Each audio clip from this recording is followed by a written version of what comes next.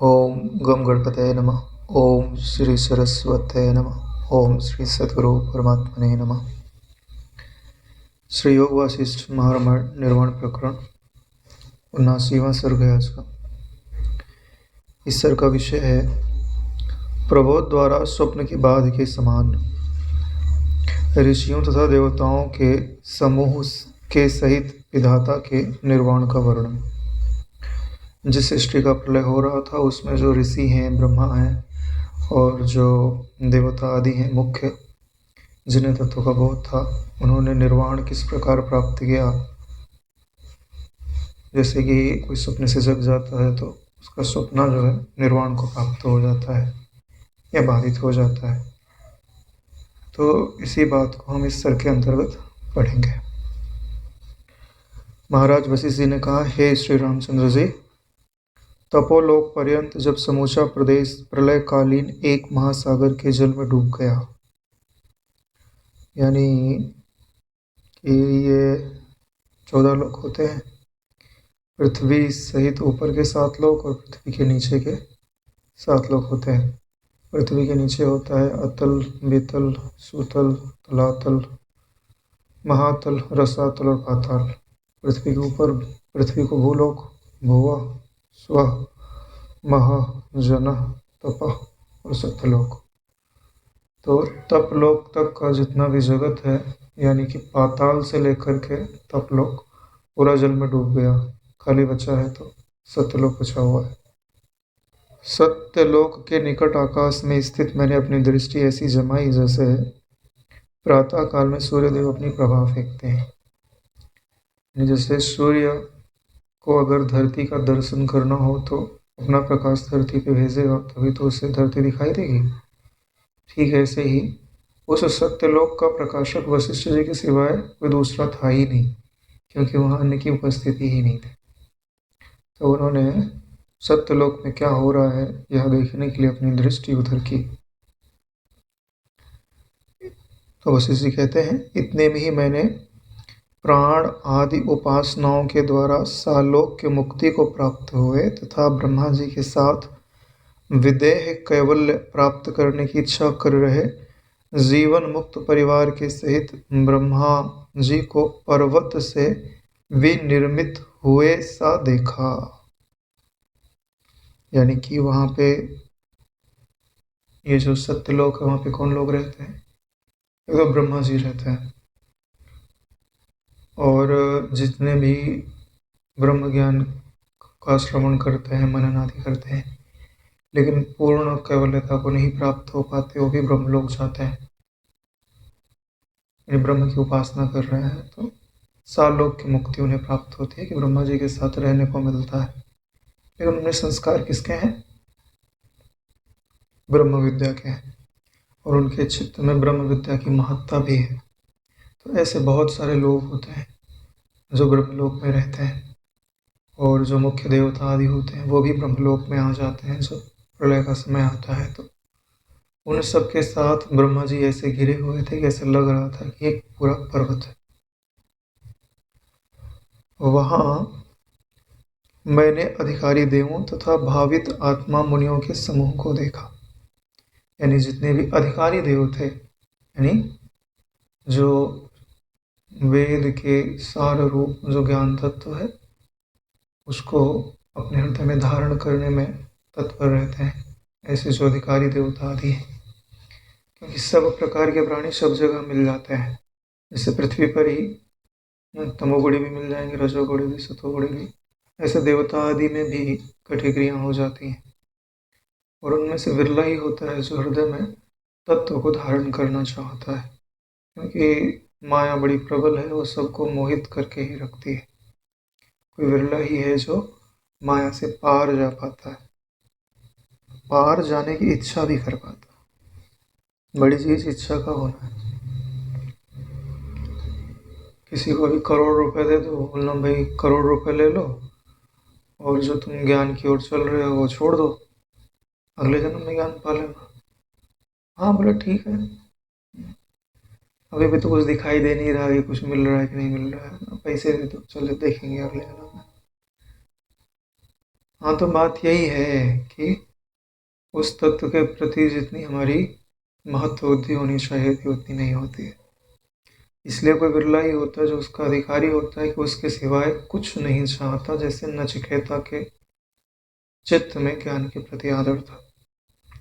भावित आत्मा भी इसीलिए लिखा हुआ है कि जो परम तत्व की भावना करते हैं उन्हें ही भावित आत्मा, उनके आगे मुनि शब्द लगा हुआ है, यानी जो मनन करने में श्रेष्ठ लोग, उनके समूहों को वशिष्ठ जी ने सत्यलोक में देखा।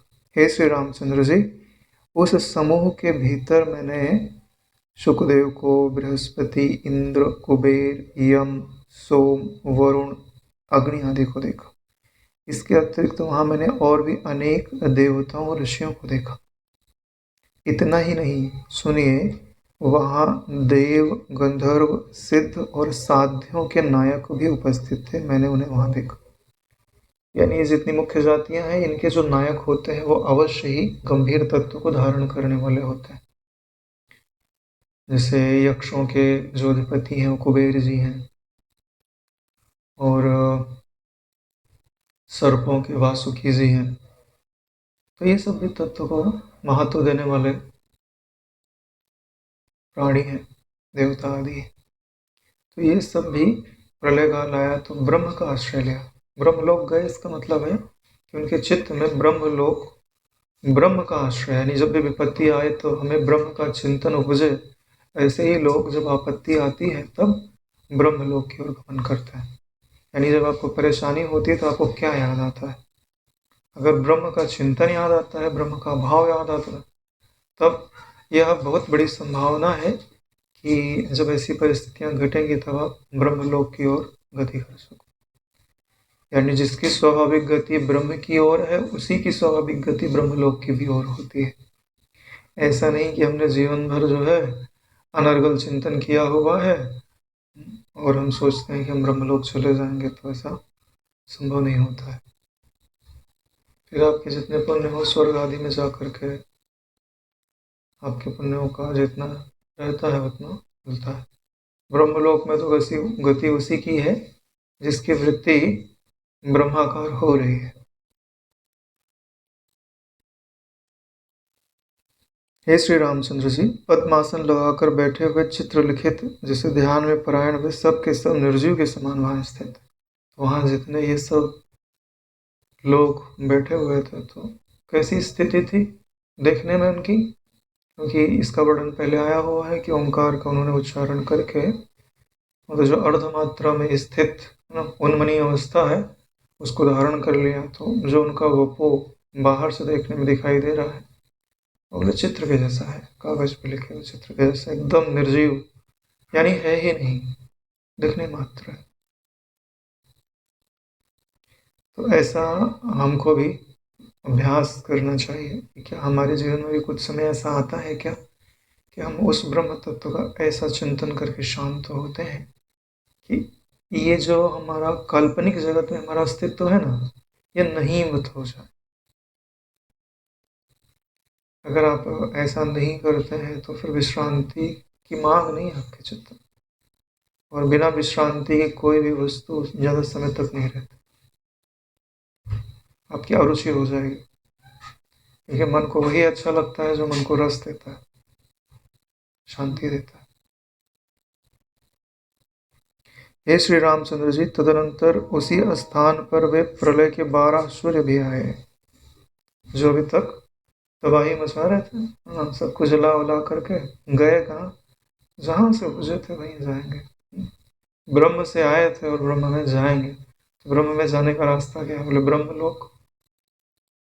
12 सूर्य गए और वहां पर भी उन्होंने वही काम किया जो वहां के ब्रह्मा जी ने किया हुआ है। गए और उन्होंने पद्मासन लगा करके सब भूत तुरंत उन्हीं की तरह बैठ गए, जैसे देवता और ऋषि भी बैठे हुए। उन्होंने भी पद्मासन लगाया, और वह देह जिसने इतना प्रलय किया, जिसकी आंख में अग्नि थी, जिनका पूरा शरीर अग्नि में था, और उसमें जिनकी अहमता रही होगी कि मैं यहाँ हूँ और इसको जला रहा हूँ, वो सारी वृत्तियों को छोड़ करके, ये भी उपाधि है कि वास्तव में जलाने वाला मैं नहीं,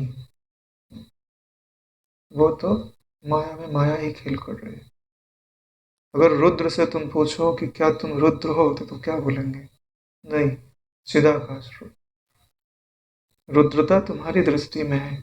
जो तत्व को जानते हैं वो कभी आकृति का अभिमान नहीं करते, व्यक्तित्व का अभिमान नहीं करते, ईश्वरत्व का भी अभिमान नहीं करते, क्योंकि अभिमान सदैव उन्हें परिचिन्न, किसी को भी परिचिन्न ही बनाता।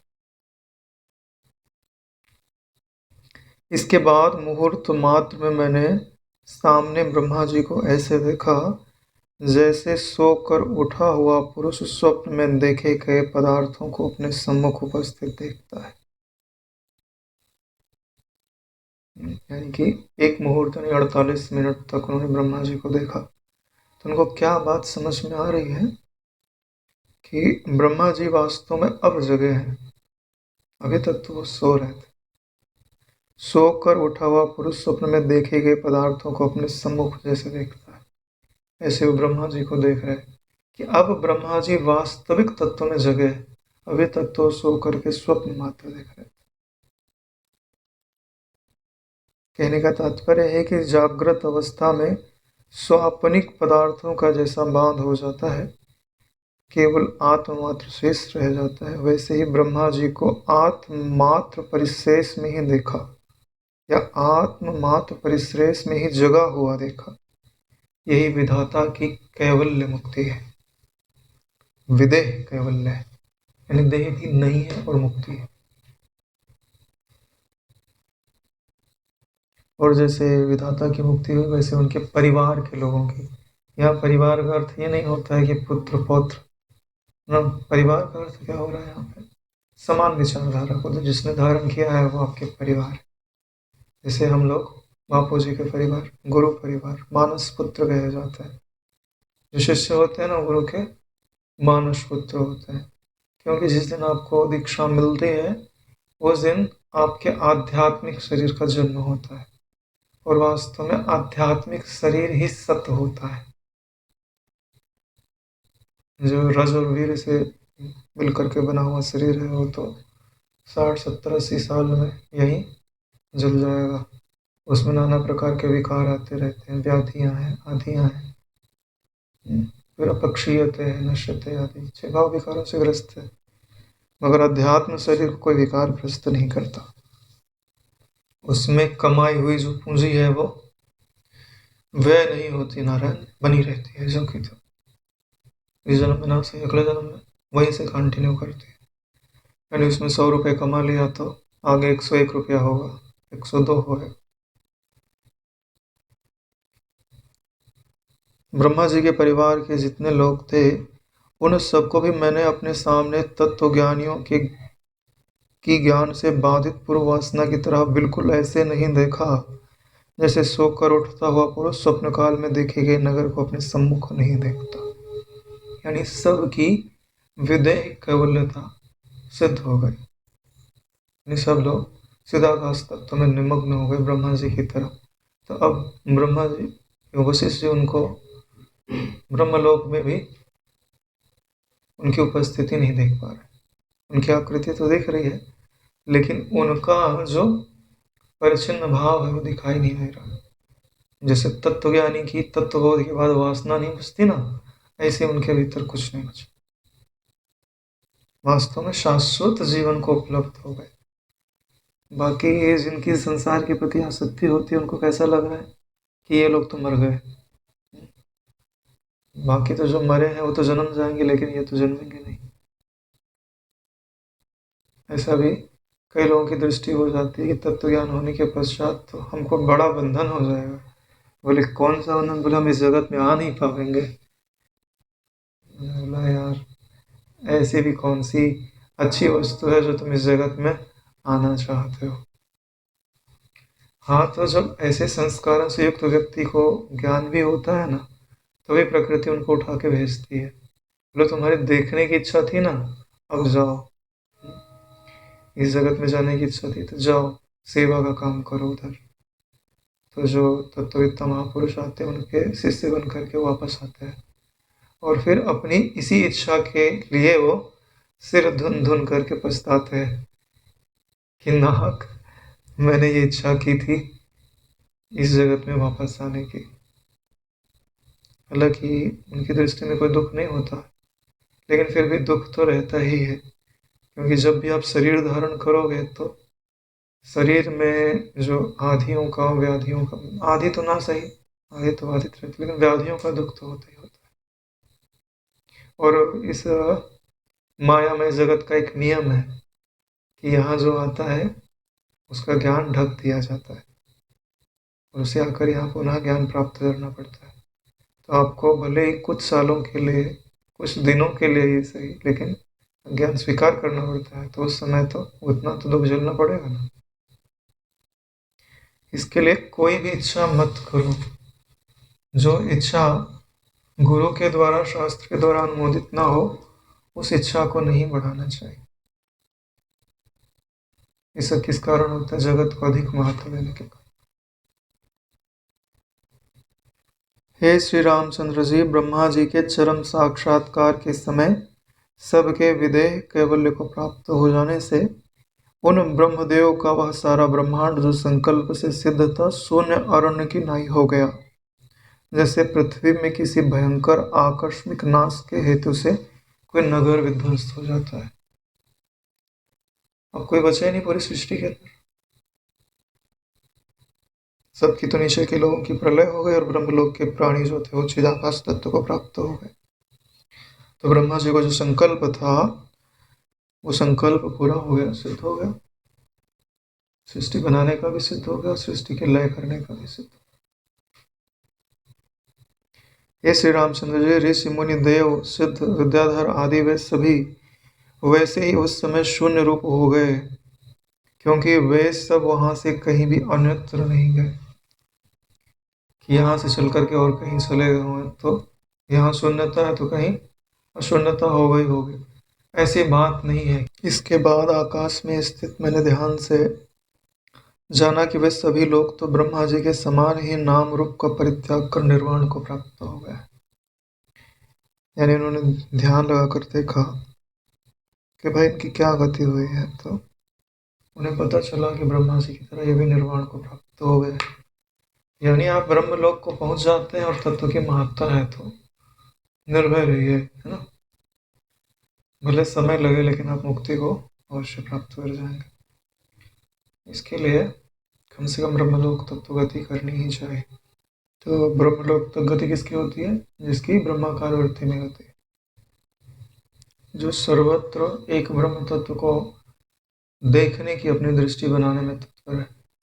अरे भाई, व्यवहार काल में ना देख सको तो ना सही, जब व्यवहार निवृत्त हो जाए तब याद करो कि भाई किन किन से काम पड़ा था, किन किन से व्यवहार किया, उनको आँख के सामने लाओ और विचार करके पूछो कि है क्या, क्या ब्रह्म से अलग इनकी कोई सत्ता है? अगर नहीं है तो इनसे जो अच्छा लगा या इनसे जो बुरा लगा उन सबको कल्पित समझ लो, और जो इन्होंने इनके संग के कारण चित्त के ऊपर लिखा था उसे मिटा डालो। तो यह भी वृत्ति को ब्रह्माकार बनाने में सहयोग देता है। वासना के विलीन हो जाने पर वे अदर्शन को प्राप्त होकर अपने विशुद्ध ब्रह्म स्वभाव में ऐसे आ गए जैसे प्रबुद्ध जागे हुए प्राणियों के स्वप्न काल के लोग। यानी इनकी मुक्ति में कारण क्या है? बोले वासना का विलीन हो जाना। वासना विलीन क्यों होती है? वासना का कारण क्या है? बोले भेद। भेद है तभी वासना है, भेद नहीं है तो सुसुप्ति में कौन सी वासना होती? जहां आप अकेले ही हो वहां कोई वासना ही नहीं है। ज्ञान क्या करता है कि क्या बता देता है कि चारों तरफ से दर्पण ही दर्पण लगा हो, सबके रूप में खाली आप ही प्रतिबिंबित हो रहे हो। जब ये भली भांति आपके मन को यकीन हो जाता है ना, तो सारी इच्छाएं छोड़ देता है। बोले नाहक क्यों इच्छा करना, इस इच्छा से कुछ प्राप्त होने से रहा। बहुत बड़ा सौभाग्य है कि आश्रम में रहने को मिल रहा है, क्योंकि बहुत सारी ऐसी इच्छाएं थी ना जो सिर्फ समर्पित होने मात्र से ही घट जाती है। बहुत सारी इच्छाएं। अब हाँ यहाँ रह करके फिर सो इच्छाओं का सृजन करने लग जाए तो बात की बात है, नहीं तो बहुत सारी इच्छाएं कट जाती। बाकी जो बची हैं दो चार उनको काट दो, नहीं तो फिर से बीज ले करके फिर से इच्छाओं को बढ़ा सकते हैं। इसके लिए गुरु की जो शरणागति है वो बहुत सारी इच्छाओं का नाश कर देती है, आसक्तियों का नाश कर देती है। बोले प्राणी कैसे जग जाता है? जब जैसे सपने से जग जाता है, ठीक वैसे ही जग जाता है। हे श्री राम जी, चिदाकाश रूप यह शरीर वासना के कारण ही स्पष्ट भाषित हो रहा है। ये जो शरीर का भासमानता है वो वासना के कारण ही है। वासना नहीं होती तो, अरे भाई ये बताओ, आपकी जो चित्त वृत्ति है उसको जहाँ आनंद मिलता है उसको छोड़ के कहीं जाती है क्या? कहीं नहीं जाती। बलात् वहां से निकालोगे, जैसे छोड़ोगे वापस वहीं चले जाएगी। और हमारा जो स्वरूप है उसमें जगत है क्या? उसमें जगत नहीं है, और वो आनंद रूप है। तो जब तक उसके आनंद को ढका नहीं जाएगा तब तक वो नाम रूप में जाएगा क्यों? उसको जो आत्मा में आनंद था उस पर पर्दा डाल दिया गया अज्ञान का, वासना का। जब उसको ढक दिया गया तब वो नाम रूपात्मक जगत में गया और उधर आनंद ढूंढ रहा है। इसीलिए क्या बोल रहे हैं कि वासना के कारण ही यह जो शरीर है वो स्पष्ट भाषित होता है। क्योंकि अगर वासना नहीं होती, आवरण नहीं होता स्वरूप के ऊपर, तो आनंद वहाँ था ही, नाम रूप तो था ही नहीं। तो नाम रूप की तरफ स्फुरित क्यों होता? वो सीधा सा गणित है, स्फुरित ही नहीं होता। वासना के अभाव में तो ऐसे नहीं भासता जैसे बोधवान प्राणी को जागे हुए जीव को स्वप्न नहीं भासता। जैसे सपने से जग गया उसे सपना दिखाई नहीं देता, ठीक है ऐसे ही जिसमें वासना नहीं है उसको जगत दिखाई नहीं देता। क्या दिखाई देता है? ब्रह्म। जब तक प्रारब्ध है तब तक जिसको अज्ञानी लोग जगत शब्द से कहते हैं उसी को तत्वज्ञानी लोग ब्रह्म शब्द से कहते हैं। एक की दृष्टि में भेद की प्रधानता है, दूसरी की दृष्टि में भेद दिखते हुए भी अभेद की, अभेद तत्व का साक्षात्कार है। क्योंकि वो जानता है कि सब सुवर्ण मात्र ही है, चाहे कटोरी हो, गिलास हो, चाहे उसमें सिपाही बन गया हो, कारण पे दृष्टि है ना, सूक्ष्म पे दृष्टि है ना। सा दृष्टि सूक्ष्म लक्ष्या, जिसकी दृष्टि सूक्ष्म पर स्थिर होती है वही तो तत्वज्ञानी होता है। जैसे स्वप्न में आकाशगामी यह शरीर दिखता है परंतु जागृत काल में नहीं दिखता, वैसे वासना रहने पर शरीर दिखता है, तत्वज्ञान होने पर प्राणी की वासना बिल्कुल शांत हो जाती है और कुछ भी नहीं दिखता। जैसे सपना है तो आप देख रहे हो कि मैं आकाश में उड़ रहा हूँ, और जग गए तो अरे उड़ने की सामर्थ्य नहीं है, आकाश में कैसे उड़ सकता है, ये तो असंभावना है। ठीक वैसे ही वासना है तो जगत है, वासना नहीं है तो जगत नहीं है, देह नहीं है। कैसे समझना चाहिए? क्योंकि वासना ही चित्त वृत्ति को बहिर्मुख करती है। वासना नहीं है तो अपनी वृत्ति को बाहर क्यों ले जाएगा? जैसे समय मिलेगा वो शांत बैठ जाएगा, आनंद में, सुख में, तो वहाँ जगत कहाँ है? वैसे भी वासना के कारण ही जगत जीवित रहता है, नहीं तो शव के समान है। जागृत काल में भी वासना का सर्वथा नाश हो जाने से ना तो आदिवाहिक यानी सूक्ष्म शरीर भासता है, ना आदि भौतिक शरीर ही दिखता है। वासना न रहने से दोनों नहीं भासते। और ऐसा नहीं है कि वासना नहीं होने से विदेह मुक्ति ही मिलती है, जीवन मुक्ति भी मिलती है। यानी जागृत काल में भी अगर तुम में वासना नहीं है तो न तुम्हें सूक्ष्म शरीर भासेगा ना स्थूल शरीर भासेगा। ठीक है, तो इसका अर्थ किस दृष्टि से लगाना चाहिए कि भाई जब तुम व्यवहार करोगे तो स्थूल शरीर भी भासेगा, सूक्ष्म शरीर भी भासेगा, भले वासना हो चाहे नहीं हो। लेकिन यहाँ किस दृष्टि से कहा जा रहा है कि जब तुम शांत होने के लिए बैठोगे तब तुम्हारे भीतर इतना आनंद है कि तुम्हारी स्वाभाविक गति किधर है? स्वरूप की ओर, चिदाकाश की ओर, और उसमें आनंद है। तो सर्वारंभ परित्यागी, अब कोई आरंभ करने से रहा, अब उससे बलात् कोई काम करवा लेवे तो करवा लेवे, नहीं तो उसकी चित्तवृत्ति फुरने से रही। तो जब उसमें फुरना ही नहीं है तो इसको तुम सु अतिवाहिक देह बोल रहे हो, सूक्ष्म शरीर बोल रहे हो, उसको तो मन बोलते हैं, चित्ताकाश बोलते हैं। और जिसको तुम स्थूल शरीर बोल रहे हो, आदि भौतिक शरीर बोल रहे हो, उसी को भूताकाश बोलते हैं। हाँ, तो जब चित्तवृत्ति चिदाकाश से को छोड़े तब तो चित्ताकाश भासे, तब तो भूताकाश भासे, नहीं तो कैसे भासेगा? भासेगा तो उसको कुछ दिखेगा भी नहीं। कुछ दिखेगा ही नहीं, जरूरत भी क्या है उसको दिखने की? जब ध्यान में बैठेगा तो अंदर ही चले जाएगा। हाँ, उसके ध्यान में बैठने की जरूरत ही नहीं है, उसका ध्यान हो जाता है सिद्ध, है ना। उसको व्यवहार में जाने की जरूरत पड़ती है, जैसे अभी हमको ध्यान बलात् जाना पड़ता है ना, पद्मासन लगाया, कष्ट सह के ध्यान में बैठते हैं ना, ऐसे उसको कष्ट सह के जागृत में जाना पड़ता है।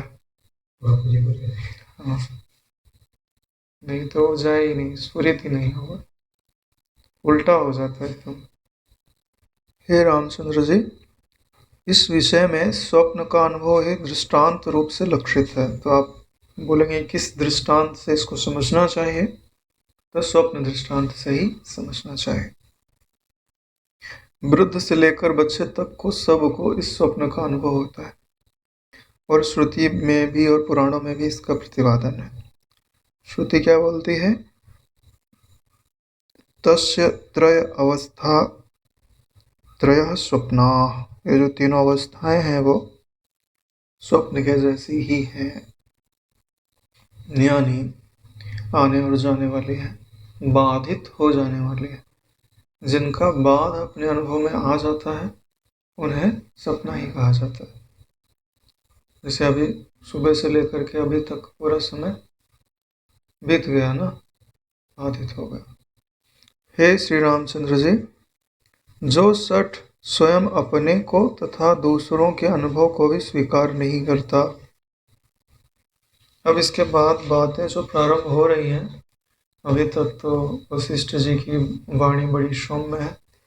अब कुछ ऐसे लोग वहाँ बैठे रहे होंगे जहाँ बात चल रही है, तो वो मतलब दुष्टता को स्वीकार करके रखते हैं, यानी क्योंकि बहुत सारे मतांतर पहले प्रचलित थे, तो चार वाक जो मत होता है ना, या भौतिकवादी जिनकी दृष्टि होती है संसार में सुखी होने वाले की, तो ऐसे लोग जब बैठे रहते हैं तब वो नाना प्रकार की कल्पनाएं करते रहते हैं।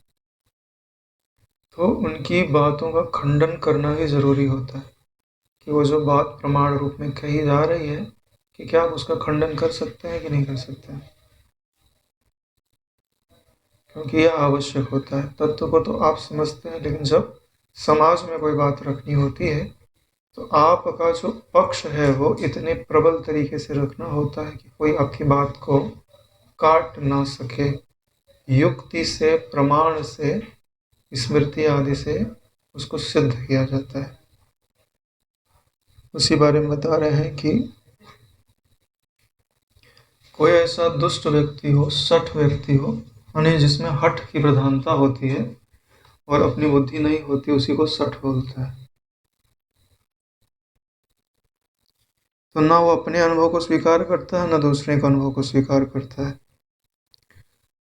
अपने तथा दूसरों के अनुभव से सिद्ध स्वप्न के बाद का अपलाप करता है, कि जो स्वप्न का दृष्टांत दिया जाता है वो इस बात को नहीं मानता कि यह जगत स्वप्न के जैसा है, वह त्याज्य है। ऐसे जो व्यक्ति हैं वो और उनकी विचारधारा दोनों त्याज्य है।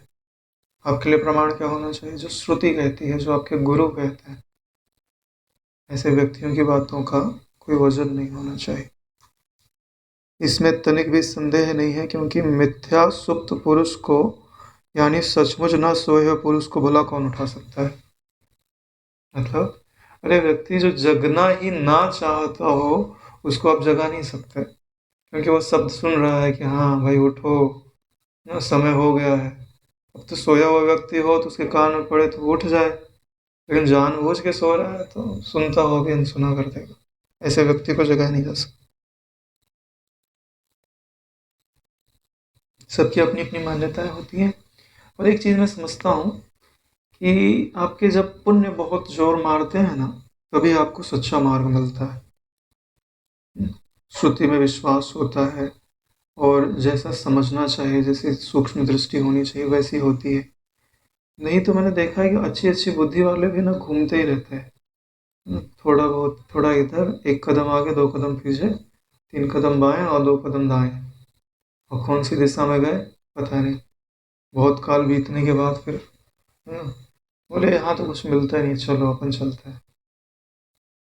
जबकि देखने में आया तो बुद्धि बड़ी कुशल, लेकिन कारण क्या है? पुण्य होना चाहिए, यानी ईश्वर आपको पसंद करना चाहिए। एक चीज मैंने समझा है कि ईश्वर की ओर कौन अच्छे से चल पाता है? जिसको ईश्वर पसंद कर लेता है। और ईश्वर पसंद किसको करता है?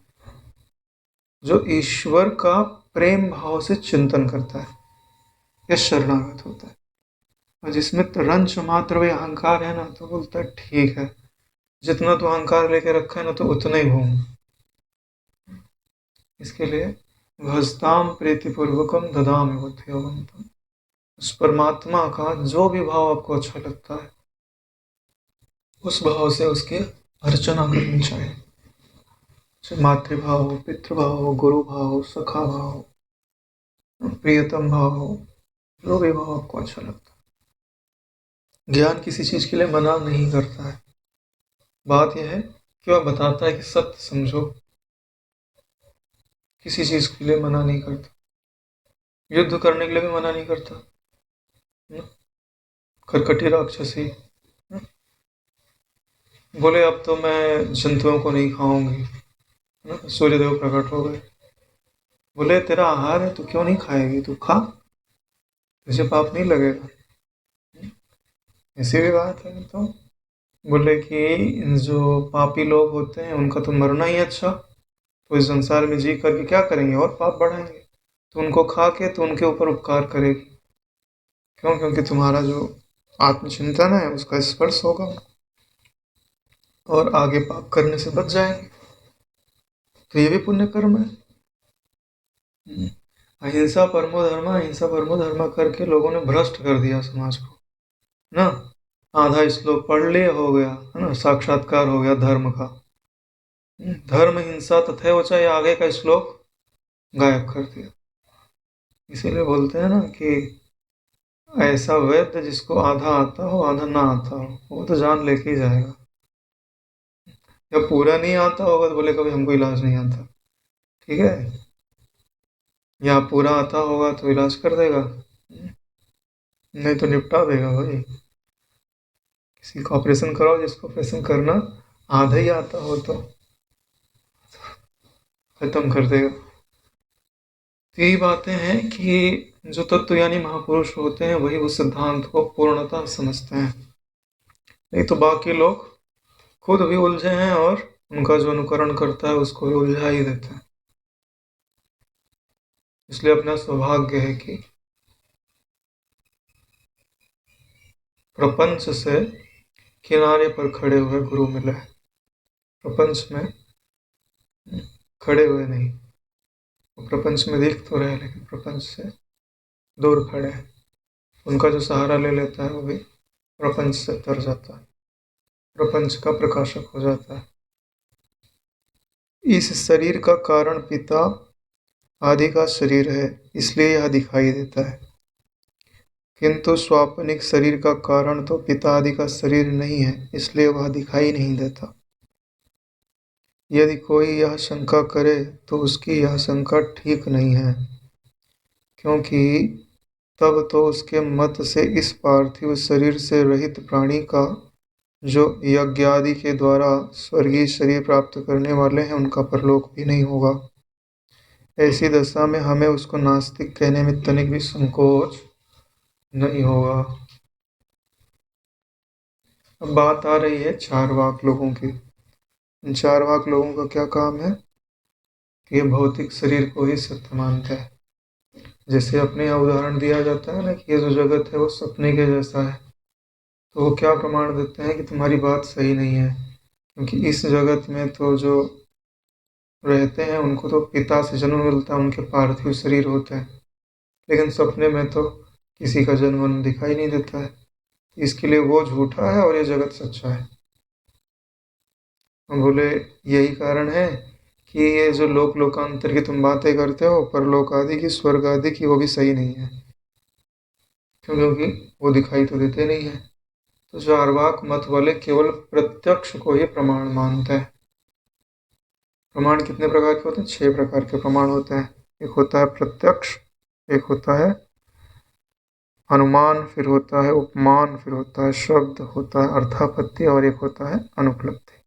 6 प्रमाण माने जाते हैं। तो जो श्रुति आदि है इनको शब्द प्रमाण माना जाता है, और ये 4 वाक्य बता दी हैं इनको प्रत्यक्ष प्रमाण को ही ये प्रमाण मानते हैं। बोलते तो हैं कि हम प्रत्यक्ष को मानते हैं, लेकिन उपयोग ये सबका कर लेते हैं, यानी अपनी बात पे कायम नहीं रहते। क्यों? क्योंकि इनकी बात सही नहीं है। तो जब झूठी बात को सिद्ध करना होता है तो अनाधिकार चेष्टा करनी पड़ती है। वो बातें आगे क्लियर होती जाएंगी। तो प्रत्यक्ष समझते हैं ना, इंद्रियों आदि के द्वारा जो सामने दिखाई दे रहा है। जैसे कोई फल रखा हो, दिमाग से देख रहे हैं, तो बोले प्रमाण क्या? बोले हम देख रहे हैं ना, ये सेब है। बोले खा लो, मीठा है, तो स्वाद इंद्रिय प्रमाण दे रही कि मीठा है। तो ऐसे ही जो इंद्रियां ही प्रत्यक्ष रूप में प्रमाण दे देती हैं, उनको प्रत्यक्ष प्रमाण बोलते हैं। फिर अनुमान प्रमाण किसको बोलते हैं? प्रत्यक्ष के आधार पर ही अनुमान होता है। जैसे दूर कहीं धुआं दिखाई दे रहा है, तो हमने अनुमान लगा लिया कि आग दिखाई तो नहीं दे रही, धुआं दिख रहा है, इसका मतलब हाँ आग है। ठीक है, तो अनुमान लगा लिया। और उपमान का मतलब क्या होता है? उपमा दे करके समझाया जाना। जैसे मोहन शेर है, तो मोहन शेर नहीं है, मोहन शेर के जैसा निर्भीक है, बलवान है। तो उपमा दे करके बात समझाई जा रही है। तो जितने अपन दृष्टांत पढ़ते हैं ना, ये उपमा के द्वारा आपको ज्ञान कराया जाता है। और फिर आता है शब्द प्रमाण। जैसे कि आप कमरे के अंदर हो और कोई व्यक्ति आया, ठीक है, अब उसको आप देख नहीं पा रहे हो, तो देख नहीं पा रहे तो प्रत्यक्ष तो इंद्रियां कुछ बोल नहीं पा रही हैं, और अनुमान भी नहीं किया जा सकता, क्योंकि कुछ ना कुछ दिखना चाहिए, तब तो आदमी अनुमान करे। भाई कपड़ा दिख जाए, मोटापा दिख जाए, लेकिन कुछ दिख नहीं रहा है, अनुमान भी नहीं हो रहा है, उपमान भी नहीं हो रहा है। तो तुमने क्या किया? अरे भाई कौन हो? तो उसने जैसे ही बोलेगा अपना नाम लेके, वैसे तुमको पता चल जाएगा। प्रमाण क्या हुआ? शब्द प्रमाण। ठीक है। फिर एक प्रमाण और होता है, उसको बोलते हैं अर्थापत्ति। अर्थापत्ति का मतलब होता है कि जो बात कही जा रही है उससे, उसमें जो छिपी हुई बात है उसको लेकर के उसको समझना चाहिए। जैसे सोहन दिन में भोजन नहीं करता फिर भी वो मोटा है। क्या मतलब है इसका? कि वो रात में भोजन करता है। तो ये बात बताई नहीं जा रही है, उसको अर्थापत्ति से अर्थ लगा करके वो बात समझनी होती है। तो बहुत सारी चीज़ें अर्थापत्ति से समझनी पड़ती हैं। और एक होता है अनुपलब्धि, यानी वस्तु नहीं है फिर भी वस्तु के अभाव का बोध करा देता है। जैसे कमरे में पहले रोज आप घड़ा रख देते थे, तो एक दिन घड़ा नहीं रखे तो आप क्या बोलोगे? कि कमरे के अंदर घड़ा नहीं है। तो अभाव की सिद्धि के लिए जब कोई ज्ञान दिया जाता है तो उसे क्या बोला जाता है?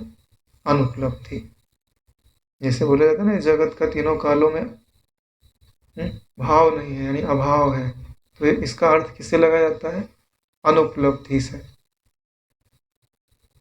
तो ये 6 प्रकार के प्रमाण होते हैं। इन 6 का उपयोग किया जाता है ज्ञान में, लेकिन मुख्यतः जो वेदांत में प्रमाण चलता है उसे शब्द प्रमाण कहा जाता है। तो ये जो चार्वाक मत है या जो भौतिकवादियों का मत है, वो प्रत्यक्ष को ही प्रमाण मानता है, यानी जगत दिखता है इसके लिए सत्य है। और इनका कहना क्या होता है कि जड़ पदार्थ सत्य है, और उनमें जो चेतना है वो जड़ पदार्थों के मिलने के कारण आती है। आगे बताएंगे इस बात को। ठीक वैसे ही जैसे ये जो मद्य होती है ना, दारू, उसमें नशा नहीं होता। पहले उसमें जो संगठन होता है उसमें नशा नहीं होता, लेकिन एक अनुपात में मतलब दिया जाता है तो उसमें नशा उत्पन्न हो जाता है। तो ऐसे ही ये जो चार भूत हैं इनको आपस में मिला दिया जाता है तो एक कंपोजिशन में, संगठन में जब आते हैं तो उनके अंदर चेतना उत्पन्न हो जाती है। यानी जड़ता से ये चेतनता की उत्पत्ति मानते हैं। और जब आदमी मर जाता है तो चेतना कहीं आती जाती नहीं है, मिट गई, भाई खत्म हो गई। तो इसीलिए बोलते हैं कि जो भी करना है तुम इस जन्म में कर लो, मरने के बाद तुमको कर्म का फल मिलता नहीं है। इसी के लिए बात क्या बोल रहे हैं कि इनको नास्तिक कहने में तनिक भी संकोच नहीं करना चाहिए, क्योंकि ये कुछ भी मानते वानते नहीं है। तो ऐसे ही कली काल में इनकी बड़ी प्रचुरता है नास्तिक वालों की, कि भाई हम ईश्वर को क्यों माने, ना दिखाई तो देता नहीं है। ऐसे ही कौन थे, हम एक बार किसी की शादी में गए तो वो लोग आर्य समाज को मानने वाले बोले हम अग्निदेव को साक्षी नहीं मानते, हम तो कोई मनुष्य को साक्षी बनाएंगे विवाह में, जैसे अपने अग्नि को साक्षी मान के विवाह किया जाता है ना। उस दिन मैंने देखा, मैंने बोला कि ये लोग जो है अग्नि को देव नहीं मान रहे, प्रत्यक्ष प्रमाण नहीं मान रहे।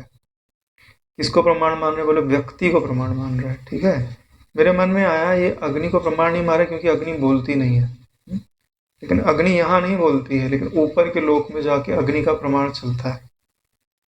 यहाँ पर जिस मनुष्य को तुम प्रमाण के रूप में स्वीकार करा रहे हो उसको पैसे खिला दो तो कल को झूठ बोल देगा।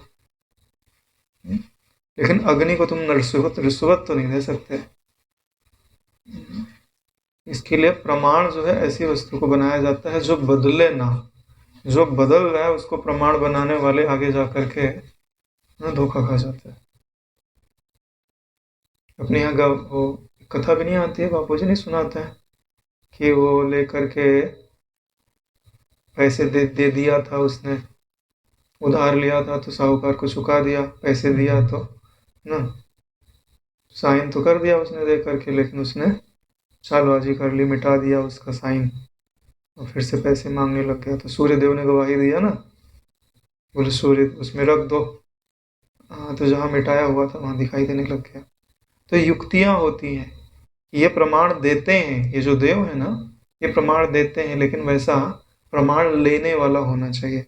आज मनुष्य में उतनी शुद्ध भावना नहीं है इसलिए ले नहीं पाता है, नहीं तो ये सब प्रमाण देते हैं ये जो चीज़ें हैं, क्योंकि ये सारी परंपरा वेद के द्वारा बनाई गई है कि विवाह इस रीति से होना चाहिए, पूजन इस रीति से होना चाहिए, इस लोक में जाना है इस रीति से आपको उपासना करनी चाहिए। तो उन सब का प्रमाण वेद माना जाता है।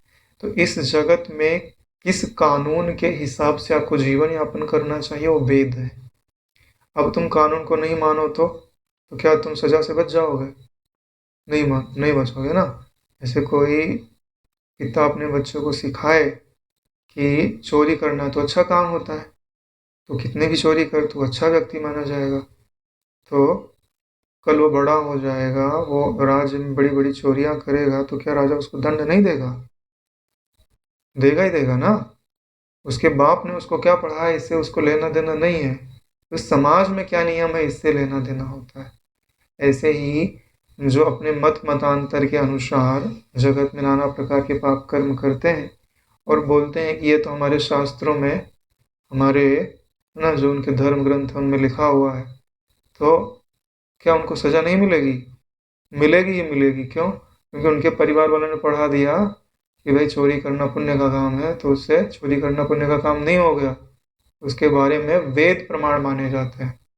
क्यों? क्योंकि वेद जो है ना मनुष्य मात्र की बात करते हैं, तो जो मनुष्य मात्र की बात करेगा वह सच्चा धर्म माना जाता है। जैसे अभी इस्लाम धर्म है तो वो मनुष्य मात्र की बात नहीं करता, मुसलमान भाई की बात करता है, तो वो धर्म नहीं हो सकता। कि अगर वो भी सबके लिए एक जैसा नियम बना दे कि मनुष्य मात्र का धर्म है तो सर्वमान्य हो सकता है। ठीक है, यानी वहाँ पे अगर बोल दिया जाए कि भाई ऐसे व्यक्ति को मारना पुण्य है, ठीक है चलो बना दिया, तो वो ऐसा व्यक्ति अगर मुसलमान धर्म में हो ना तो उसको भी मारना पुण्य होना चाहिए। ठीक है ना। तब तो भाई मनुष्य मात्र के लिए बना, और अपनी श्रुति में ऐसा नहीं है कि ये हिंदुओं के लिए है, इसीलिए धर्म की परिभाषा वहां पूरी नहीं होती। उन्हें मनुष्य मात्र शब्द जोड़ना चाहिए था, तब इनकी परिभाषा सबके लिए लागू होती। तो यही बात है कि कई लोग तर्क करते हैं मुझसे, तो मैंने बोला भाई कि भाई मेरा पक्ष तो यही है कि तुम्हारी मान्यता के अनुसार कुछ नहीं घटता है। ईश्वर ने जैसा विधान बनाया है या आदि नीति ने जैसा विधान बनाया है उसके अनुसार ही करने पर होता है। तो यहाँ पर भी ये जो चारवाक जो है अभी नाना प्रकार की बातें बताएंगे, और उनका जो खंडन है वह भी हमें आना चाहिए। अब ये बातें उनकी चल रही हैं, उसी में आगे पढ़ते हैं कि वशिष्ठ जी कहते हैं कि हे श्री रामचंद्र जी, इस रीति से यदि यह सब असदरूप होता, यानी कि स्वर्ग परलोक, आत्म तत्व की बात नहीं कर रहे हैं, आत्म तत्व तो उसमें गिन लिया जाएगा, क्योंकि जब वेद की परंपरा सदरूप हो जाएगी तब उसके वेदांत में जो चीज बताई गई वो भी सदरूप हो जाएगा। तो पहले कम से कम यह तो सिद्धि करो कि तुम मृत्यु के बाद रहते हो, उसको सत्य तो सिद्ध करो। जीव सत्य है नारायण, असत्य नहीं है। जीव सत्य है, ईश्वर सत्य है और ब्रह्म सत्य है, और तीनों में कोई अंतर नहीं है। इस रीति से यह सब असत रूप होता तो पूर्व सृष्टि के प्रलय के अंत में सब शरीरों का सर्वथा क्षय हो जाने पर इस सृष्टि के आदि काल में शरीर हेतुक शरीर न रहने से सृष्टि न होती, और यह सृष्टि सबकी आंखों के सामने विद्यमान ही है, इसके लिए यह बात झूठी हो जाती है। अगर तुम यहाँ बोलते हो कि पदार्थों से ही चेतन का विकास होता है, तो जब प्रलय हो गया तो पदार्थ तो नष्ट हो गए। अब बताओ फिर से पदार्थ कैसे उपज गए? अरे भाई जब सब नष्ट ही हो गया, या तो चेतन शेष रहता होगा, उस चेतन से फिर जड़ पदार्थ उपजते होंगे, यह बात तो समझी जा सकती है। लेकिन अगर प्रलय हो गया, सारे जड़ पदार्थ नष्ट हो गए, तब तो अब जड़ पदार्थ की उत्पत्ति किससे होगी? इसका उत्तर उनके पास नहीं है। पृथ्वी आदि पंचभूतों के सअवयव होने से विभागों का अवसान हो जाने पर संयोग का विनाश ध्रुव है। ये जितने पृथ्वी आदि पंचभूत हैं ये सब सअवयव हैं, यानी इनके अंदर कण कण विद्यमान है, और जिनके भीतर कण कण विद्यमान होते हैं वो समय पा करके उनका विनाश अवश्य होता है। क्यों? क्योंकि कण कण पहले नहीं मिले थे, फिर मिले, क्योंकि सबका शरीर पहले से थोड़ी बना है। मिलेगा तब तो बनेंगे, और जब वो मिलेंगे तो बिछड़ेंगे जरूर ना। इसके लिए बोल रहे हैं विभागों का अवसान होने पर, यानी जैसे मिले थे वैसे अलग होंगे, तब संयोग का विनाश अवश्यंभावी है। जातस्य ही ध्रुवो मृत्यु हो ध्रुवम जन्म मृतस्य च। भगवान ने यह भी बात बताई भगवद गीता में, क्योंकि बहुत सारे लोग चारवाक मत को मानने वाले भी सुन रहे थे। अतः अवयव विभाग स्वरूप इस जगत का जब विनाश अवश्यंभावी है, तब इस दशा में यह जगत कभी इस अपरिच्छिन्न प्रवाह से विपरीत नहीं है।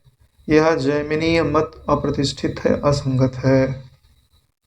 वास्तव में जैमिनी मत जो है वो असंगत नहीं है, अप्रतिष्ठित नहीं है। ये जो नीचे की बात है किसके लिए कही जा रही है? ऐसा चारवाक मत कहते हैं। देखो, यह जगत कभी इस अवच्छिन्न प्रवाह से विपरीत नहीं है। जगत का जो है ना अवच्छिन्न प्रवाह चल रहा है। अरे भाई सृष्टि होती प्रलय हो जाती, फिर सृष्टि होती फिर प्रलय हो जाता है, तो यह अवच्छिन्न प्रवाह चल रहा है ना। लेकिन चारवाक की दृष्टि से अवच्छिन्न प्रवाह हो ही नहीं सकता है। क्यों? क्योंकि उनके तो जड़ से वो सृष्टि मानते हैं, तो जड़ एक बार नष्ट हो गए तो उत्पन्न कैसे होंगे? क्योंकि जड़ से उत्पत्ति के लिए जड़ तो होना चाहिए। इसीलिए बोल रहे हैं कि यह मत जो है असंगत लग रहा है। किसको लग रहा है? चारवाक लोगों को। जैसे ये वेदों में ही दो प्रकार का अर्थ लगाया जाता है, एक होता है पूर्व मीमांसा, एक होता है उत्तर मीमांसा। तो पूर्व मीमांसा के जो ऋषि हैं उन्हें जैमिनी कहा जाता है, और उत्तर मीमांसा के जो ऋषि हैं वो वेद व्यास ही कहा जाता है, जिनका अर्थ हम लोग पढ़ते हैं। दोनों अर्थ अपनी अपनी तरीके से उसका लगाते हैं। और ये जो षड दर्शन की बात आती है उसमें भी, जैसे सांख्य तो कपिल जी ने दिया हुआ है, वैशेषिक तो कणाद जी ने दिया हुआ है, ये जो चारवाक मत है इसको बृहस्पति जी ने दिया हुआ है, न्याय जो है गौतम जी ने दिया हुआ है। तो ऐसे ही सब लोगों ने अपना अपना मत दिया हुआ है, लेकिन उनमें जो परम तत्व को दिखाने वाला मत है वो वेदांत का है, जिसका प्रतिपादन भगवान वेद व्यास जी करते हैं। अब ये बात हम लोग जो पढ़ेंगे वो है चारवाक जी की, कि चारवाक जी अपने मत के समर्थन में क्या बातें कहते हैं। पृथ्वी आदि जो चार भूत हैं, यानी ये आकाश को तत्व नहीं मानते, चार चीजों को ही तत्व मानते हैं। ये चार वाक इसलिए तो बोला भी जाता है, चार लिखा हुआ ना इसमें, वाक यानी कहना, चार यानी चार। और चार प्रकार के प्राणी गिने जाते हैं, उस हिसाब से भी प्राणियों को ही सत्य मान करके ये चार वाक मत कहा जाता है। चार प्रकार के देहाकार से, यानी वही चार प्रकार के देह, यानी उद्भिज, अंडज, जरायुज और स्वेदज, घटपट आदि के आकार से सम्मिलित होकर जगत नाम से कहे जाते हैं। यानी ये जो चार प्रकार के तत्व हैं, पृथ्वी, जल, अग्नि और वायु, ये आपस में मिलकर के चार प्रकार के जीव बनाते हैं, देह बनाते हैं, और इन्हीं का नाम जगत कहा जाता है। पृथ्वी आदि भूत स्वरूप होने के कारण उस जगत का कभी नाश नहीं होता, ऐसा इनका कहना है कि इस जगत का कभी नाश नहीं होता। जब ये चारों भूत एक जगह मिल जाते हैं तब ज्ञान और इच्छा आदि गुणों वाला इन चारों के धर्मों का समुदाय रूप एक शरीर तैयार हो जाता है। यानी चारों भूत जब एक जगह पर मिल गए तब उसमें ज्ञान शक्ति और इच्छा शक्ति अपने आप उदित हो जाती है, एक शरीर तैयार हो जाता है जिसमें हाथ पैर अनेक अवयव विद्यमान रहते हैं, और वह शरीर भी उस हाथ पैर आदि अनेक अवयवों की नाना प्रकार की रचना के कारण मनुष्य पशु पक्षी अनेक जाति का हो जाता है। और उसमें भी विभिन्नता के कारण ये मनुष्य है, पशु पक्षी आदि बन जाते हैं। तथापि इन चारों भूतों के मध्य में किसी भी एक भूत में ज्ञप्ति दिखाई नहीं देती, यानी किसी एक भूत में ज्ञान नहीं है और बोले सब मिल गए तो ज्ञान आ गया, बड़ी विलक्षण बात है। इसका उदाहरण कैसे देते हैं, जिन द्रव्यों से मदिरा तैयार की जाती है उनमें ज्ञान नहीं होता, यानी मद्य की शक्ति नहीं होती, लेकिन उन्हें जब पीस कर जल नमक मिला करके उनको काल पाक आदि के द्वारा पकाया जाता है तो उसमें मद शक्ति रूप एक विलक्षण गुण आविर्भूत हो जाता है। यानी पहले उसमें ज्ञान नहीं है, मिला के पकाया उकाया तो उसके अंदर नशा करने का गुण आ गया, नशा करने का शक्ति आ गई। बोला ठीक है, ऐसे ही देहाकार में परिणत हुए पृथ्वी आदि इन चार भूतों में ज्ञप्ति रूप गुण आविर्भूत स्वयं ही आविर्भूत हो जाता है। इसलिए ज्ञप्ति तथा इच्छा आदि गुणों से संपन्न शरीर ही आत्मा है। लो, इच्छा और ज्ञान से युक्त, ज्ञप्ति और इच्छा आदि गुणों से युक्त शरीर ही आत्मा है। यानी ये लोग शरीर को ही आत्मा बोलते हैं। हाँ, तो इनका आत्मा हर पल बदलते रहता है ना, शरीर तो बदलता ही है। भाई चारवाक, यदि यह तुम कहते हो तो इसका उत्तर सुन लो। ये बात तो चारवाक जी ने कह दी, प्रतिपादन कर दिया। भाई तुमने छेड़ दिया है तो वशिष्ठ जी छोड़ेंगे थोड़ी ना, वो भी तो अपना पक्ष तो रखेंगे। तब तो संपूर्ण वस्तुओं का संक्षय बतलाने वाले, संपूर्ण वस्तुओं को यानी कि जो ज्ञान को सिद्ध करती हैं, यानी जैसे 18 पुराण है, महाभारत आदि इतिहास हैं, ऐहिक पारलौकिक आत्मा के हित अहित, धर्म और अधर्म के प्रतिपादक मनु आदि स्मृतियां हैं, सदाचार आदि के जो ग्रंथ हैं, ये सब के सब व्यर्थ हो जाएंगे, ऐसा वशिष्ठ जी कह रहे हैं। यदि यह कहो कि देहात्म आदि चारवाकों के मत में उन वेद आदि शास्त्रों की व्यर्थता और अप्रामाण्य इष्ट ही है, यानी अब चारवाक लोग ऐसे बोले कि ये सब झूठे हो जाते हैं तो झूठे हो जाने दो, हमको क्या लेना देना है, ये तो झूठे ही है, ये सब के सब अप्रमाण हो जाएंगे, इसमें हमारी क्या हानि है। तो तो इस पर यह कहना है कि हे महामते, यानी महान बुद्धि को धारण करने वाले चार्वाक, निर्दोष उन वेद पुराण आदि शास्त्रों का इस अर्थ में अप्रमाण हो जाने पर, यानी किस अर्थ में तुम उनको अप्रमाणित बोलते हो? इस बंध्या स्त्री ने 100 लड़के पैदा किए, इस वाक्य के समान भोग, लंपटता, लोभ, द्वेष आदि हजारों दोषों से तुष्ट तुम्हारा वाक्य भी क्या प्रमाण होगा? हमें तो उसकी संभावना भी दुर्लभ है। बोले कि अगर तुम यहाँ बोलते हो कि वेद प्रमाण नहीं है, तो हम भी कहते हैं कि तुम्हारी बात भी प्रमाण युक्त नहीं है। ठीक वैसे ही प्रमाण युक्त नहीं है जैसे बोले कि बंध्या स्त्री ने 100 लड़के पैदा कर दिए।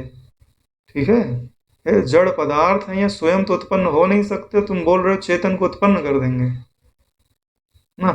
तो क्या उदाहरण दे रहे हैं कि बंध्या स्त्री के 100 लड़के पैदा कर दिए, और तुम लोग इसका प्रमाण लेके करना क्या चाहते हो? बोलो भोग लंपटता को बढ़ावा देना चाहते हो कि खाओ पियो और मौज करो, बाद में तो कर्मों का हिसाब लेना नहीं पड़ता है। तो कहीं से भी पैसा मिले चुरा लो, नहीं मिले तो लूट लो, नहीं तो मिले तो मार डालो, है ना। कुछ भी करो मगर सुखी रहो। तो इसी को तो बढ़ावा दे रहा है। अगर व्यक्ति को धर्म का भय ना हो तो धन दिखा तो लूटे लेगा, वो नियंत्रित कैसे रहेगा? इसलिए बोल रहे हैं कि भोग लंपटता, लोभ, द्वेष आदि हजारों दोषों से तुष्ट तुम्हारा वाक्य भी क्या प्रमाण होगा? थोड़ी सी दूर का देख रहे हो और उसी को सच मान रहे हो, है ना। जिन पदार्थों, जिन जड़ से तुम चेतन की उत्पत्ति कहते हो, उन जड़ की किससे उत्पत्ति हुई है, इस पे कभी तो तुम विचार ही नहीं करते। वो भी तो बात बताओ कि ये जड़ किस जड़ से आया है और वो जड़ किस जड़ से आया है, कभी खत्म होगा प्रश्न? तुम्हारे कथन को लोक में विद्वान लोग स्वीकार नहीं करते। जिनको उस तत्व का ज्ञान है, परम तत्व का, वो तुम्हारे बातों से मोहित नहीं होते कि तुम बड़े बड़े वाक्य बोल दो और लोग मोहित हो जाए। आजकल ऐसे बहुत तरीके के लोग होते हैं, बड़ा व्याख्यान देते हैं ना, लोग मोहित हो जाते हैं क्योंकि उनका खुद का कोई स्टैंड नहीं है। जो सुन रहे हैं ना, उनका खुद का कोई स्टैंड होवे तब तो वो प्रश्न करे, है ना। खुद का स्टैंड ही नहीं है तो कुछ भी पढ़ाओ वो, हाँ बहुत बढ़िया बोल रहे थे भाई, बहुत बढ़िया बोल रहे। ऐसे ही मैं एक दिन बैठा था, कोई कोचिंग चल रही थी वहाँ पे, तो एक आया, बोले कि हम जो है ना RCM का प्रचार करते हैं। तो वो जो वहाँ का मैनेजर था, बोले लेंगे 15-20 मिनट। वहाँ बोलने लग गया, बोले जो तुम तेल खाते हो उसके अंदर ये रहता है, ये रहता है, तो हमारा एक प्रोडक्ट है, वो इसको बढ़िया से छान वान के, इसको फिल्टर करके, रिफाइन करके, इसका सारा वो निकाल करके बेचते हैं, तो ये शरीर को बहुत लाभ देता है। मैं वह बैठा था, मैंने बोला हमारे बाप दादा इतने समय से घानी का तेल खा रहे हैं, उनको तो आज तक कोई बीमारी नहीं हुई, और तुम ये कैसे कहते हो कि ये जो रिफाइंड है इसके अंदर ये दोष होता है, ये दोष होता है? क्या प्रमाण है तुम्हारे पास? हाँ, तो उसने बात को घुमा दिया। यानी वो लोग प्रभाव किस पे डालते हैं? जो बैठ के सुने, जो प्रश्न करेगा ना उसके लिए उनके पास ना कोई उत्तर नहीं है। अरे मैं 25-30 साल से हम लोग वही खाते हैं, और नेचुरल चीज़ है। अपना सरसों लेके जाओ, तेल निकालो, और हम लोग सरसों ही खाते हैं, पूरा उत्तर प्रदेश सरसों ही खाता है, कोई रोग नहीं।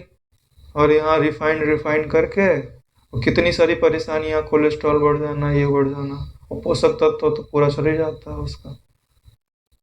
बढ़िया बढ़िया बढ़िया नाम बता देंगे, और जो पढ़े लिखे नहीं हम बोलेंगे हाँ भाई इतने बढ़िया बढ़िया नाम, जितने नाम पढ़े हम सब पढ़े हुए हैं, वो कि केमिस्ट्री में उसको क्या बोलते हैं। तो यही चीज़ है, जिसको पता नहीं होता उनके ऊपर लोगों की बात का प्रभाव पड़ जाता है। इसके लिए आपको वस्तु तत्व पहले से पता होना चाहिए, तो आप किसी की बात से प्रभावित नहीं होंगे नारायण। इसीलिए बोल रहे हैं कि ये जो विद्वान लोग हैं ना, तुम्हारी बात को कभी स्वीकार नहीं करेंगे, क्योंकि बिना कारण और प्रयोजन के सृष्टि आदि का संभव न होने से तुम्हारे मत के अनुसार तो जगत का उच्छेद प्रसंग अनिवार्य हो जाएगा।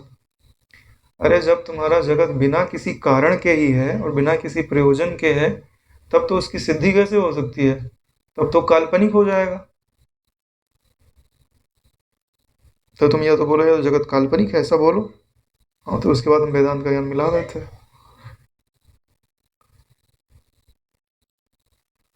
देखो होता क्या है कि जीतता क्या है, मतलब बल जीतता है, ठीक है। यही वेदांत शास्त्र आदि थे।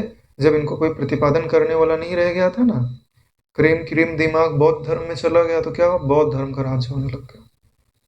जबकि इस बौद्ध धर्म के सारी चीजों को काटने की सामर्थ्य थी, लेकिन बल नहीं था ना। तो इसीलिए ईश्वर को अवतरित होना पड़ा शंकराचार्य जी के रूप में। उसमें बहुत सारे जन्मे थे, उन्होंने फिर खंडन करके इनकी स्थापना की। इसीलिए बोलते हैं कि जीतता कौन है, बल जीतता है ना रे। इसके लिए बल कमाना चाहिए। बल किससे आता है, तपस्या से आता है।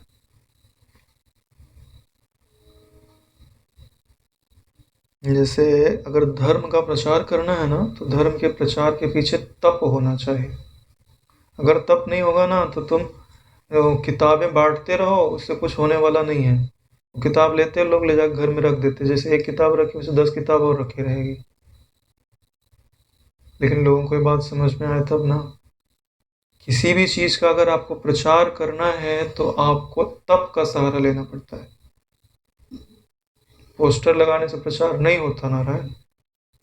पोस्टर लगाने से लोग को जानकारी मिलती है, लेकिन हृदय के अंदर प्रकाश तभी होता है जब जला हुआ दिया जाए, तभी अंधेरा हटता है ना। दिए की डिजाइन बना करके लगाने से अंधेरा नहीं हटता है। मैंने बहुत सारे लोग गीता लेके बांटते रहते हैं। भाई बात, वो बात अच्छी है, गीता लेके बांटते रहो, लेकिन वो पढ़ता कौन है। ले जाके सब लोग रख देते हैं। क्यों, क्योंकि जो बांट रहा है उसी के हृदय में गीता नहीं प्रकट हुई है। यहां तक कि बोलते हैं कि आपके द्वारा अगर एक भी व्यक्ति के जीवन में परिवर्तन हो जाता है तो आपका जीवन लेना सार्थक है। अरे भाई, जैसे किसी ने दिया जला के रख दिया एकांत में। पहले लोग जो है ना, जहाँ गड्ढा होता है ना, तो लाइट वाइट रहती नहीं थी, तो लोग दिया जला के गड्ढे के पास रख दिया करते थे कि कोई आने जाने वाला गड्ढे में ना गिरे। तो यानी एक भी व्यक्ति का आपने बचा लिया ना जीवन गड्ढे में गिरने से, तो तुम्हारा जिया दिया जलाना सार्थक हो गया ना। तो जिस ज्ञान का आप प्रचार करते हो, पहले आपके जीवन में होना चाहिए। ये उसकी तरह नहीं है कि तुम भूखे रहो दूसरे को भोजन करा दो। ये उसकी तरह नहीं है, ये सिद्धांत उसकी तरह नहीं है, अलग है। इसको पहले स्वयं को अनुभव करना होता है, तभी दूसरे को आप अनुभव करा सकते हो, उसकी तरफ प्रेरित कर सकते हो। नहीं तो आपकी वाणी का प्रभाव नहीं पड़ेगा। और रामकृष्ण परमहंस जी का उदाहरण नहीं आता है, गुड़ वाला। हाँ, बोले कि तुम्हारे बोलने से जब ये छोड़ने वाला था तो उसी दिन क्यों नहीं बोल दिया। बोले हम ही खाते थे गुड़, तुम कैसे मना कर दे भाई। तो प्रभाव नहीं पड़ेगा ना वाणी का। वाणी में बल होता है, तेज होता है, तो वाणी का प्रभाव पड़ता है। नहीं तो कोई भी बोल सकता है भाई पढ़ के। अब रह गया दूसरा पक्ष। हाँ, एक लाइन छूट गई। किंतु देहात्मवाद में क्या सभी अवयव ही आत्मा है या अवयवी ही।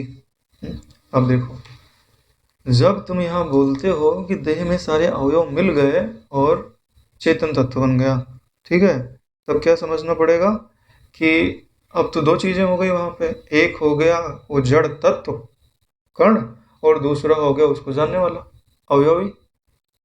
तो अब ये बोलो कि अब उसमें से वो जो जड़ पदार्थ है उसको तुम आत्मा बोलते हो, कि जो उससे उत्पन्न हुआ ज्ञान है उसको आत्मा बोलते हो। प्रथम पक्ष में तो दोष यह आता है कि अनेक चेतनों में सर्वदा एकमत्य न होने से वैमत्य के कारण देह का सभी अवयव उन्मथन करने लग जाएंगे। और रह गया दूसरा पक्ष। उस पक्ष में यहाँ दोष है कि हाथ आदि किसी एक अवयव के कट जाने पर अवयवी का नाश हो जाने से जीवन का ही अभाव हो जाएगा, इत्यादि और भी हजारों दोष हैं। यह सब अलग रहे। यानी जब आप यह बोलते हो कि हम अवयवी को जो है उसमें आत्मा बोलते हैं, तो बोले अलग अलग तरह के अवयवी हो गए। और बोले तुम पदार्थ तो एक जैसा बना रहे हो और अवयवी अलग अलग कैसे दिखाई दे रहा है। तो उनमें क्या हो जाएगा, बोले उन्मथन करने लग जाएंगे।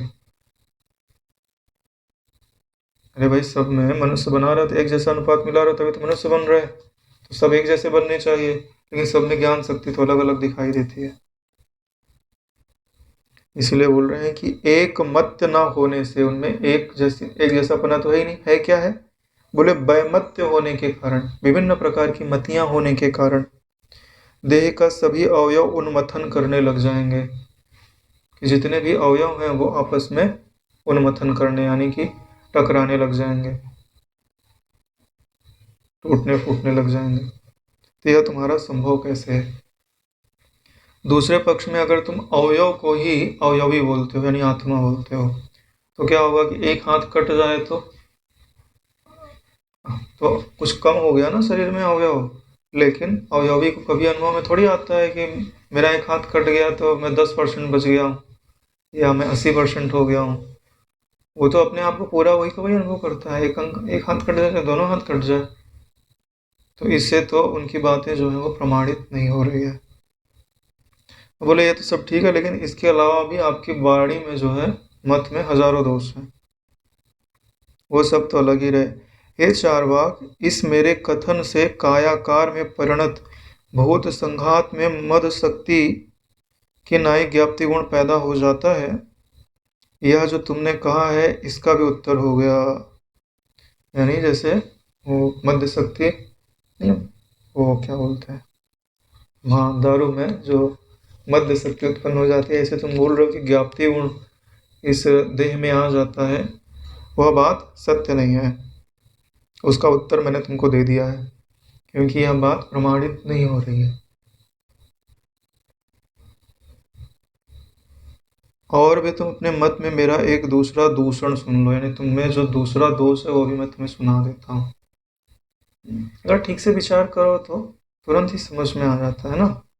वही मद शक्ति उसमें है, ये तुमको कैसे पता चलती है? पीते हो तब तो पता चलती है उसके अंदर है, यानी प्रमाण तुम हुए ना।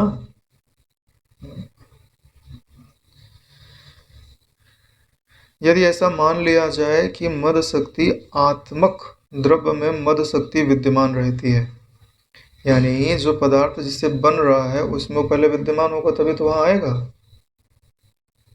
वैसे ही भूत संघात में जो कि ज्ञान स्वभाव, उसमें ज्ञान गुण पहले से रहता है, लेकिन ये लोग ऐसा मानते नहीं है। अगर उसमें ज्ञान गुण पहले से होता तो वो अपना ज्ञान प्रदर्शित करता ना। तब तो गुणी देह का नाश हो जाने पर गुण का भी अवश्य नाश हो जाने से प्रदेशांतरों में मरे हुए व्यक्तियों की पिशाच आदि देहता जो लोक में प्रसिद्ध है वह सिद्ध न होगी। तो इसका मतलब है कि ये शरीर जिससे बना है उसमें भी ज्ञान शक्ति होगी, तो जब मर जाएगा तो उसकी ज्ञान शक्ति रहेगी। लेकिन तुम क्या कहते हो, ज्ञान शक्ति नष्ट हो जाती है। ये बात समझ में नहीं आ रही है। क्यों? क्योंकि उस समय पिशाच आदि की भी सिद्धि होती थी। यानी पिशाच आदि का किसी को लग गया है तो लोग जानते थे कि पिशाच होते हैं, तो उसका उदाहरण यहाँ पे दिया जाएगा। तो यहाँ पे पिशाच आदि की, जैसे प्रदेशांतर में कोई व्यक्ति मर जाता है तो उसका जो पिशाच हो वो प्रेत या पिशाच जो भी बोल लो, उसको घर परिवार याद आता है तो वहाँ जाता है। हाँ, तो कोई प्रिय रहता है तो उसके अंदर घुस जाता है। हाँ, तो फिर जो उससे बातचीत करने वाले आते हैं तो अपनी बात बताता है कि मैं वहाँ था, मर गया, अब मेरी ये इच्छा है, मेरा ऐसा श्राद्ध करो, तर्पण करो, फिर मैं मुक्त होऊंगा, या मैंने यहाँ धन गाड़ के रखा है वो निकाल के दान कर दो, है ना। ऐसी बहुत सारी चीज़ें होती हैं। तो ये सारी चीज़ें थी, तो ये भी तो प्रमाण है कि मरने के बाद भी जीवन रहता है। तुम ये पिशाच का उदाहरण लेकर के समझाएंगे बात को।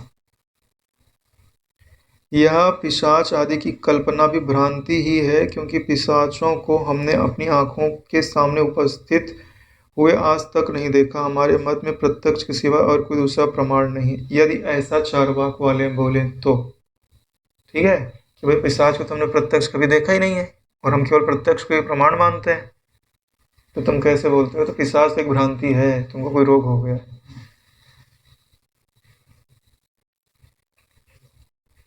प्रत्यक्ष अतिरिक्त दूसरे प्रमाण की संभावना ही नहीं है, क्योंकि सैकड़ों बार पार्थित्व और लोह लेख्यात्वादि का सहचार ग्रह होने पर भी वज्रमणि आदि में व्यभिचार देखा गया है। इनका कहना है कि जैसे कोई पत्थर आदि होते हैं, लोहे आदि होते हैं, उनमें भी समय पाकर के व्यभिचार यानी उनके अंदर परिवर्तन आ जाता है। तो बोले ठीक है, ऐसे ही ये जो तुमको पिशाच आदि का भाव उनके अंदर आया हुआ दिखाई देता है, यह भी एक प्रकार का परिवर्तन ही है, ऐसा उनका कहना है। उत्पाद आदि अन्य समय में गाय के पेट से गधे की उत्पत्ति देखी गई है। कई ऐसा सब हो जाता है कि जब गाय के पेट से गधे की उत्पत्ति हो जाए। देवता आदि की प्रतिमाओं से भी बिना अग्नि के धूम्र उठते देखा गया है।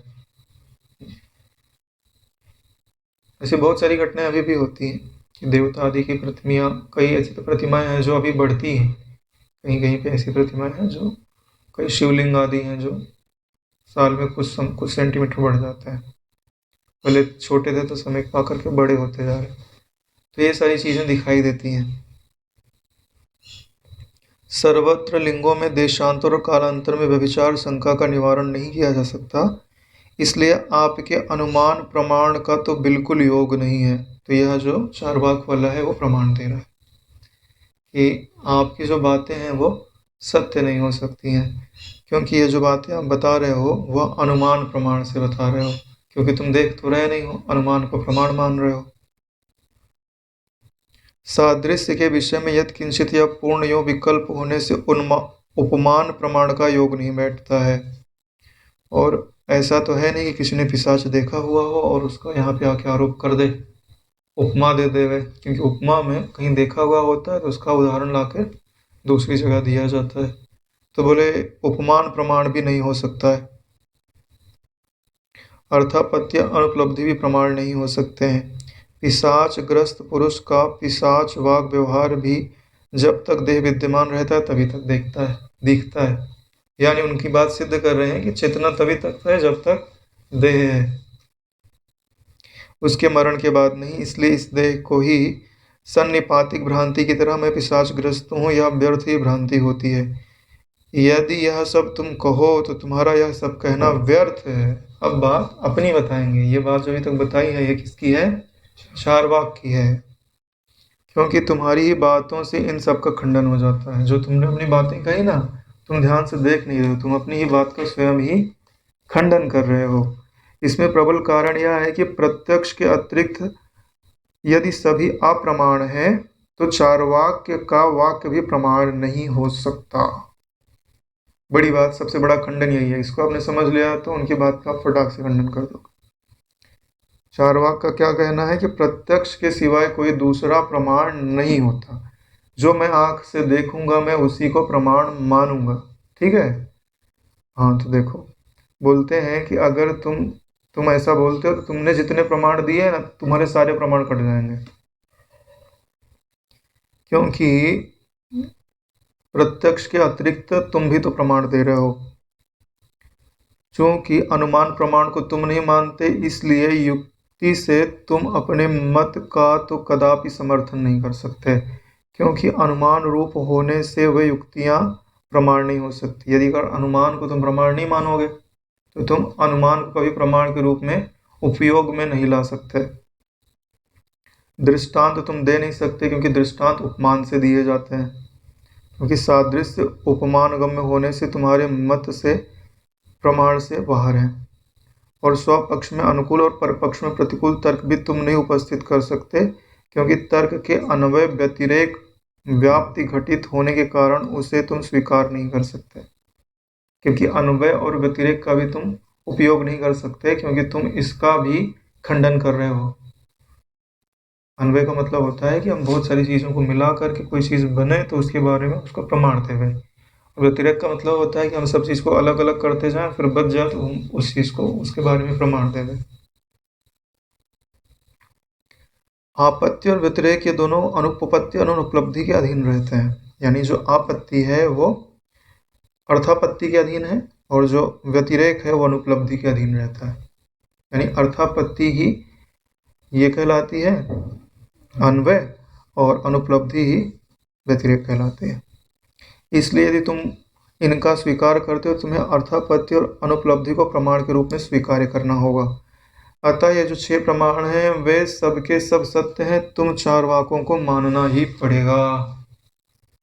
ठीक है, देखो जैसे ये बोलते हैं ना कि ये जो पदार्थ हैं इनसे चेतन की उत्पत्ति हुई है, तो इन्होंने उत्पत्ति होते हुए देखा है क्या? अनुमान किया है ना। समझ में आ रही बात? कि प्रत्यक्ष को प्रमाण तो मान रहे हैं लेकिन इन्होंने देखा नहीं है, ऐसा घटित हुआ होगा, ऐसा बोलते हैं ना। ये जो पढ़ रहे हो तुम चारवाक मत, ये पूरा हमारे यहाँ पढ़ाया जाता है साइंस में। अरे डार्विन वगैरह जो थे ना, ये सब यही तो पढ़ाते थे कि पहले खूब पानी बरसा, फिर उसमें जो पोषक तत्व थे वो आपस में मिल गए और उन्होंने कोशिका बना ली, फिर एक जीव वाले कोशिका बन गई, फिर 2 जीव वाली, फिर बहुजीव वाली, फिर पानी के जीव बनते हुए, फिर पानी के बाहर जो है एम्फीबियन बन गए, उभयचर, फिर सरीसृप बन गए, फिर पक्षी बन गए, फिर स्तनधारी बन गए, फिर स्तनधारी में बंदर आदि बन गए, फिर उनसे मनुष्य बन गया। ये क्रम बताते हैं ना। हाँ, तो यही तो चारवाक मत है कि जड़ पदार्थ से चेतन को बना रहे हैं ना। अब देखो इन्होंने उनको देखा है क्या ऐसे बनते हुए? अनुमान कर रहे हैं ना। तो अनुमान प्रमाण को रूप में उपयोग में ला रहे कि नहीं ला रहे? और बोल रहे कि हम अनुमान को उपयोग में नहीं लाते। और क्या बोल रहे हैं कि जैसे है ना, ईख के रस को सड़ाओ, गलाओ, पानी मिलाओ, गुड़ मिलाओ, फिर उसमें मध्य शक्ति आ जाती, जैसे यानी दृष्टांत यानी उपमान को उपयोग कर रहे हैं कि नहीं कर रहे हैं? कर रहे हैं। हर चीज का ये उपयोग कर रहे हैं लेकिन बात मान नहीं रहे। इसी को बोलते हैं ना मम मुखे जिह्वा नास्ति। ठीक है, आज ही विश्राम लेता है।